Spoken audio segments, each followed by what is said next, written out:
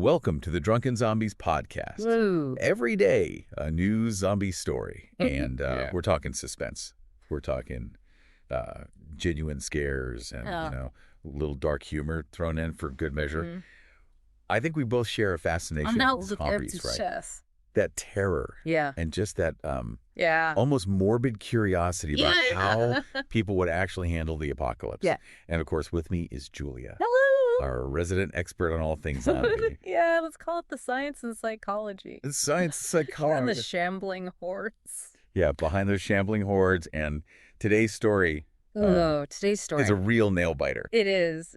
Offers a little bit of hope and Yeah. then just yanks it away. It yanks it away. In the most unsettling way. In the most unsettling way. Yes. So today's story, we find our survivors Okay. really at the edge. They're Yeah. barely holding on. And then they get this transmission, a news broadcast. Mm-hmm. And it hints at this possible sanctuary, this monastery, Monastery. high in the remote mountains. Oh, wow. Okay. A beacon of hope Right. in this world Yeah. gone mad. A little bit of a little glimmer. A little glimmer of hope. And Yeah. as is often the case with these things, Yeah, the sadly. transmission cuts out. Right in the middle of things. And, well. Yeah. The reporter, unfortunately, Oh, no. becomes part of the horror. Yeah. It's But that brief glimpse of the monastery, Yeah. it's enough. Yeah. It plants that seed. Right. And that's all they need to Yeah. make this perilous journey Yeah. to the mountaintop. Okay. But what they find there Oh. is far from the peaceful refuge they envisioned. Okay. This isolated haven Mm-hmm. harbors secrets of its own. Uh-oh. I don't like that. Before we get into those secrets, Yes. I got to remind you, Yes. rate and follow the Drunken Zombies podcast. Wherever you get your podcasts.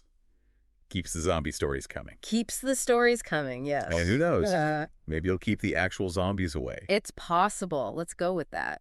So, Julia, these survivors reach this monastery. Yeah. What kind of welcome did they get? Well, it's not a warm welcome, that's for sure. Well, No warm blankets and cocoa. They're met with suspicion. Yeah. And a rather intense interrogation by a monk wielding a spear. Not exactly what you picture when you think of a monastery.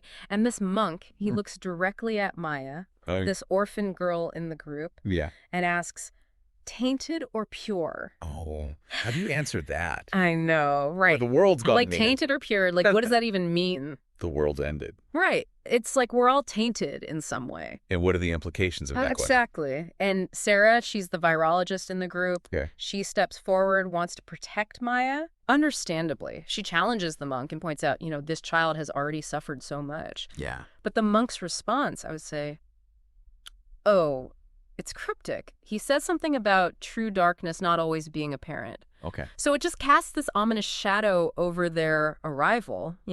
They're eventually granted entry, but it's clear it's conditional, and their fate hangs in the balance, waiting for the abbot. And that question, tainted or pure, it suggests they already know something about this threat. Right. They're not coming in completely blind to this. Exactly. They're inside the walls, They're in. but they're not feeling safe. No. No. Not exactly a relaxing spa weekend. What is the atmosphere like Okay. in this supposed sanctuary? It's tense. Elias, the ex-soldier in the group, Okay. picks up on it immediately. There's this disciplined readiness, like they're constantly on edge. He sees maybe 14 monks, and these aren't your typical peaceful monks. They've got scars, they move with purpose. Elias finds it reassuring that they can clearly defend themselves. But it also makes him realize this is more like a fortified position than a place of peace and contemplation. So what exactly are they defending against? Right. And for how long have they been doing it? We soon learn about Sarah's discovery of some really disturbing texts. Those plague texts. What can you tell us about them? They're nightmare fuel, honestly. Okay. Ancient, yellowed manuscripts full of gruesome illustrations, flayed creatures, twisted limbs. As a virologist, Sarah sees them as potential depictions of advanced stages of the plague. Right. But Elias, he's just horrified. While Sarah's trying to understand the infection, Elias is focused on their immediate safety, checking defenses. Two very different ways to cope. Absolutely. One's trying to understand the big picture, the other's focused on staying alive right now. I get it. Zombies at the gate. I'm not reaching for an ancient manuscript. Not me either. But these texts hold some crucial insights, right? They do. Sarah notices a disturbing pattern. The infected aren't portrayed as mindless hordes. Instead, it's more like a unified entity, like their individual identities are gone. Oh. She even finds mentions of a shared sentience, not necessarily human intelligence, but a unified driving hunger. Wow. It's really chilling, this idea of them operating as one organism. That's so different from the usual zombie lore. I know, right? Yeah. It could explain how these huge groups coordinate. And that makes them much more dangerous. It's more dangerous. Father Thomas, he's the priest in the group. Yeah. How does he handle this? He wonders if those descriptions mean the infected are still in there somewhere, trapped. But Sarah's response is, well, let's just say she'd rather choose oblivion if that's what selflessness looks like. So the hope of sanctuary, Yeah. it's fading fast. Definitely fading. His atmosphere is creepy, and then this unnatural silence falls over the monastery. No birds, no insects, just stillness. And Elias, always vigilant, he sees movement in the mist. Hundreds of them. A massive wave heading right for them. Okay. The alarm is raised, the monks respond, and they're so efficient, so prepared. It feels targeted. It does, doesn't it? Father Thomas wonders if Sarah's right about the plague texts, that maybe the monastery itself is drawing them. A beacon for the darkness. Right. And Elias, for the first time, starts to doubt their chances. Even those strong walls feel inadequate. Things are looking pretty grim. Yeah, not good. And then Sarah has another idea. From those plague texts. From those plague texts. Oh. Something about sound. Yes. She remembers those descriptions of a unified force and thinks maybe it's vulnerable to something. Disharmonious, chaotic, like creating jarring sounds could disrupt their connection. I don't know. It sounds crazy. It sounds crazy. But they're desperate. At this point, why not? Exactly. So they make a symphony of chaos. Bells clanging, metal banging. They're shouting, making as much noise as they can. And does it work? At first, it seems to. The front of the horde falters, confused, but there's just so many of them. And then a young monk gets caught off guard and he's gone, devoured. And then from the horde, this different kind of walker emerges. It's taller, it moves with purpose, and its eyes. Elias says they're burning with intelligence. Sarah realizes this creature is orchestrating the attack. A leader amongst the undead. Yes. A terrifying thought. Their defenses are failing. This intelligent walker is directing the assault. They have to make a choice, and they turn back to those plague texts. But not for answers. This time. Not for knowledge. Yeah. They burn them. For fuel. For fuel. They're sacrificing centuries of knowledge just to survive another night. It's heavy. Father Thomas, he feels the weight of destroying those scrolls, but the flames buy them some time. And it's during this struggle that Sarah finds... She finds what? A mention of a hidden escape route. Oh, yeah. In those texts. In those texts. Yeah. A forgotten network of tunnels leading from an old well. Risky. Elias is skeptical. Of course. What are we going to find out there that's better than this? But young Maya, she'd rather go down fighting Yeah. She's got spirit. than be led to slaughter. So they take a chance on those ancient tunnels They descend into the unknown. and into the darkness. The tunnels are treacherous, full of the smells of damp earth and things that shouldn't be. Okay. And Father Thomas, he gives Sarah his cross. Wow. It's a small gesture, but it means a lot. And then disaster. A tunnel collapses, separating them.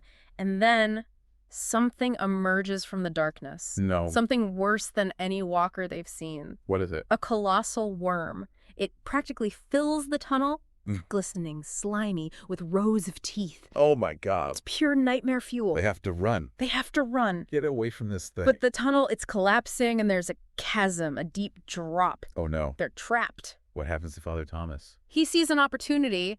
A section of the tunnel ceiling is weak, and as the worm lunges, he positions himself right underneath it. The ceiling collapses, taking both Father Thomas and the monster down with it. Oh, wow. Elias, Sarah, and Maya, they barely make it out alive. They escape that immediate threat. But they're still in a world full of walkers. Yeah. And as they're making their way through this treacherous landscape, Sarah sees something through her binoculars. Okay. That intelligent walker. Still following them, still hunting them. It didn't get crushed with the worm. Nope. It's like it knows exactly where they are. Because they're still in danger. Very much so. Elias gets ready for what might be their last stand. Right. But Sarah, she's starting to think maybe hope was a mistake. But then they find something. What? A radio tower. Oh, the radio tower. A relic of the old world. Right. And Sarah gets this burst of energy. It's amazing. And she's determined to use it to broadcast a message. A message to who? A taunt. A taunt. To the thing that's hunting them. Wow. Elias throws the switch. And Sarah's voice, raw and exhausted, but full of defiance, crackles out. Into the dead air. So they send out this message. They do? What happened? And the earth groans in response. Uh-oh. A massive wave of walkers. Oh, no. Bigger than anything they've seen before. Oh, my gosh. Comes surging toward the tower. No. And at the front, that intelligent walker, leading the charge. Sarah plunges the tower into darkness. Darkness. So they're trapped in the tower, surrounded. The message is sent. Yeah. How does their story end? Not with a bang, but with silence. A chilling silence, broken only by the sounds of the dead. Elias chambers around in his rifle, ready for a fight he can't win. It's not a victory, but it's a last stand. Sarah, she holds Father Thomas's cross, a little piece of comfort in the face of this overwhelming horror. It's a grim ending. It is. Their future is uncertain, but they're still fighting. Still fighting. Yeah. So, Julia, these survivors, they face some unimaginable things. Yeah. What stands out to you? Okay. It's particularly thought-provoking. Well, that question the monk asked, tainted or pure, it makes you think about the nature of the plague itself. Is it just biological, or is there something more? Yeah. The descriptions in those plague texts, the collective force, the shared sentience, it's more than just a virus. Right. And Sarah's theory about sound disrupting their connection, it's fascinating. Even if it was temporary, it means even a unified force can have a weakness. So there's always a chance. Maybe a chance. And the intelligent walker. That changes everything. It suggests organization, planning.